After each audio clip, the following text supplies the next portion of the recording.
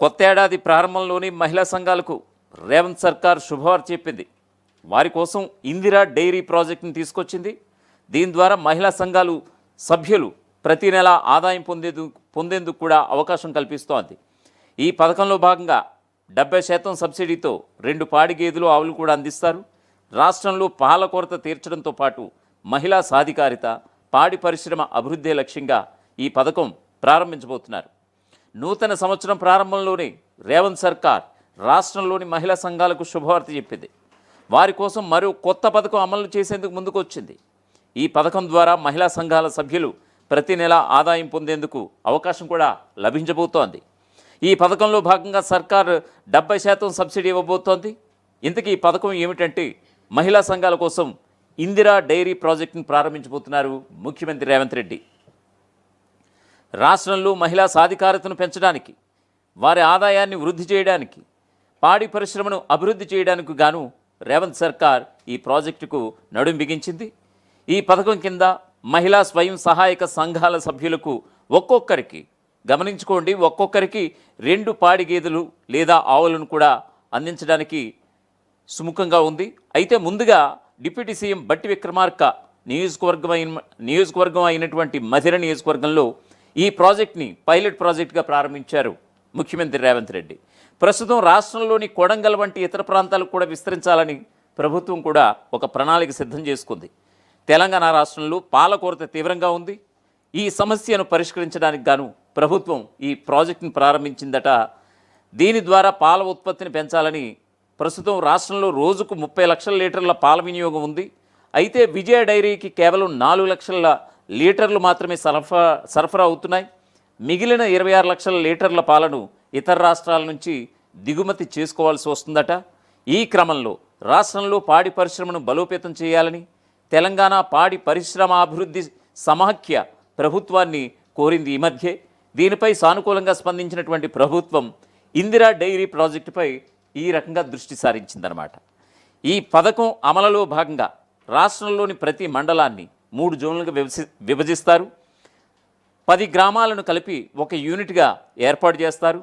ఒక్కో మహిళా స్వయం సహాయక సంఘ సభ్యురాలికి 2 లక్షల యూనిట్ ధరతో 2 పాడి గేదెలు అలాగే ఆవులను కూడా అందజేస్తారు. ఈ 2 లక్షల రూపాయల్లో రాష్ట్ర ప్రభుత్వం 70% సబ్సిడీగా 1,40,000 అందిస్తుందన్నమాట. మిగిలిన 30% అంటే సుమారుగా 60,000 మాత్రమే లబ్ధిదారుల వాటాగా బ్యాంకులు రుణంగా మంజూరు చేస్తాయి. ఈ పథకంలో భాగంగా పశువులకు కావలసినటువంటి దానా కావచ్చు, అలాగే గడ్డి బాధ్యతను స్థానిక యువకులకు అప్పగించాలని కూడా ప్రభుత్వం భావిస్తుందట. దీనివల్ల వారికి ఉపాధి కల్పించినట్లు అవుతుందని ప్రభుత్వం భావిస్తోంది. పశువుల రవాణా కోసం ప్రభుత్వమే ట్రాలీ ఆటోలను ఏర్పాటు చేస్తుంది. పశువుల ఆరోగ్యాన్ని కాపాడటానికి నెల ప్రతి పశు వైద్యులు వచ్చి ప్రతిసారి పశు వైద్యులు వచ్చి తనిఖీలు చేసి అలాగే హెల్త్ కార్డ్స్ కూడా జారీ చేస్తారట. అంతేకాదు పశువుల షెడ్లకు సౌర విద్యుత్ సదుపాయాన్ని కూడా ప్రభుత్వం కల్పించే ఏర్పాట్లు చేస్తోంది. సో ఖచ్చితంగా ఈ యొక్క అవకాశాన్ని సద్వినియోగం చేసుకోవాలంటూ కూడా రాష్ట్ర ప్రభుత్వ పెద్దలైతే పిలుపునిస్తున్నటువంటి సందర్భం. నిజంగా 2 లక్షల రూపాయల విలువైనటువంటి ఒక యూనిట్ని 2 లక్షల రూపాయల యూనిట్గా పరిగణిస్తోంది ప్రభుత్వం.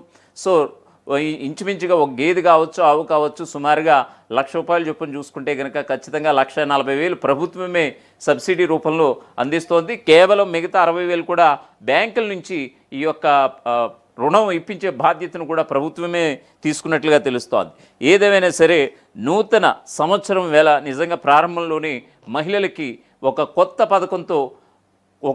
పథకాన్ని ఇంప్లిమెంట్ చేయాలని రేవంత్ రెడ్డి ముందుకు రావడం నిజంగా హర్షణీయం. ఆల్రెడీ మహిళల్ని లక్షాధికారులను కోటీశ్వరులను చేయడమే తమ ప్రభుత్వ ఉద్దేశం అంటూ కూడా ఆనాడు 2023లో ఆయన సీఎంగా ఛార్జ్ తీసుకున్నప్పుడు ఆయన ఆల్రెడీ తొలి ప్రసంగం చేసినటువంటి టైంలో, ప్రమాణ స్వీకారం చేసినటువంటి టైంలో ఆయన ఆల్రెడీ ఏం మాట్లాడారో చూసాం. ఆ రకంగా మహిళలే అభ్యున్నతే ధ్యేయంగా, మహిళల ఆర్థిక ప్రగతి లక్ష్యంగా ఆయన ప్రతి అడుగు వేస్తున్నటువంటి సందర్భం. కేవలం ఒకే ఒక్క పథకంతో ఆయన సరిపెట్టుకోలేదు. రకరకాల ఏ పథకాలు చేసినా ఒకవైపు అన్నదాతలకి, మరోవైపు మహిళలే ఈ యొక్క లక్ష్యంగా పెట్టుకున్నటువంటి ముఖ్యమంత్రి రేవంత్ రెడ్డి సర్కార్ ఖచ్చితంగా అనేక పథకాలతో ఇంప్లిమెంట్ చేసుకుంటూ వెళ్తోంది. సో ఈ క్రమంలో ఖచ్చితంగా దాని ఇంపాక్ట్ గ్రౌండ్ లెవెల్లో గట్టిగా ఉంటుంది. గ్రామీణ ప్రాంతాల్లో ఆల్రెడీ లాస్ట్ టైం ఎలక్షన్స్లో చూసాం. ఒక్క జీహెచ్ఎంసీ మినహా మిగతా అన్ని జిల్లాల్లో కూడా మెజారిటీ జిల్లాలు క్లీన్ స్వీప్ చేసినటువంటి పరిస్థితి. కేవలం సీఎం రేవంత్ రెడ్డిని నమ్మి ఖచ్చితంగా ఓటు వేసినటువంటి పరిస్థితి. సో ఆ నమ్మకాన్ని నిలబెట్టుకునే ప్రయత్నం చేస్తున్నారు అనేటువంటి ఒక ప్రధానమైనటువంటి మాట ఇప్పుడు కాంగ్రెస్ ప్రభుత్వ పెద్దల నుంచి వస్తుంది. సో ఎస్, ఖచ్చితంగా మహిళలకి తాను ఏదైతే చెప్పానో ఖచ్చితంగా ఆ మాటకి కట్టుబడి ఉన్నాను. మహిళల సంక్షేమ పథకాలే ఈ యొక్క ఇంప్లిమెంట్ చేసే విధంగా ఎస్, మిగతా పథకాలకు సంబంధించి నిధులు ఏమన్నా కాస్త కొరతున్నా సరే మహిళల విషయంలో కావచ్చు, అన్నదాతల విషయంలో కావచ్చు, ఎక్కడ కూడా నేను ₹1 కూడా లీడ్ చేసే పరిస్థితి లేదు. సో ఆ రకంగానే నేను వెళ్తున్నాను. కొంచెం ఆర్థికంగా కొన్ని ఒడిదుడుకులు ఉన్నా సరే ఖచ్చితంగా ఈ యొక్క మహిళలకు కావచ్చు, అన్నదాతలకు కావచ్చు, వాళ్ళ యొక్క అభివృద్ధే ధ్యేయంగా నేను పని చేసుకుంటూ వెళ్తున్నానంటూ కూడా సీఎం రేవంత్ రెడ్డి పదే పదే చెప్పుకొస్తున్నారు. సో ఏదేమైనా సరే ఇప్పుడు ఆల్రెడీ చూస్తున్నాం ఈ యొక్క పాడి పశువులకు సంబంధించి ఇందిరా డైరీ పేరు మీద, ఇందిరా మహిళా డైరీ పేరు మీద ఒక పథకాన్ని తీసుకొచ్చింది.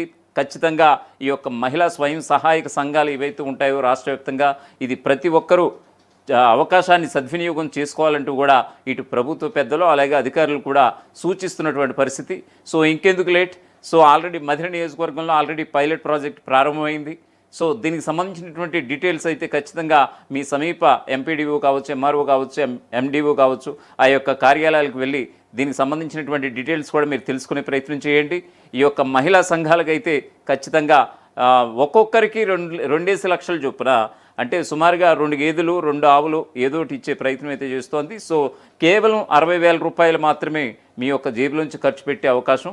సో ₹1,40,000 ప్రభుత్వమే సబ్సిడీ రూపంలో ఇస్తుంది. సో ఖచ్చితంగా దీన్ని సద్వినియోగం చేసుకోవాలంటూ కూడా ఇటు ప్రభుత్వ పెద్దలు పదే ఈ యొక్క విజ్ఞప్తి చేస్తున్నటువంటి పరిస్థితి. సో వెళ్ళండి, ఖచ్చితంగా మీ యొక్క సమీప అధికార బృందాన్ని తెలుసుకునే ప్రయత్నం చేయండి. అలాగే ప్రభుత్వ పనితీరుకు సంబంధించి ఈ వార్తకు సంబంధించి ఖచ్చితంగా మీ అభిప్రాయం కావచ్చు, మీ ఓటు కావచ్చు, ఖచ్చితంగా అది మ్యాండేటరీ, ఖచ్చితంగా ఇవ్వండి. సో ఈ యొక్క ప్రభుత్వ పాలన ఎలా ఉంది, సో మహిళలకి రేవంత్ రెడ్డి సర్కార్ కట్టుబడి ఉందా లేదా అనేది మీ అభిప్రాయాన్ని ఖచ్చితంగా కామెంట్ బాక్స్ రూపంలో తెలియజేయండి.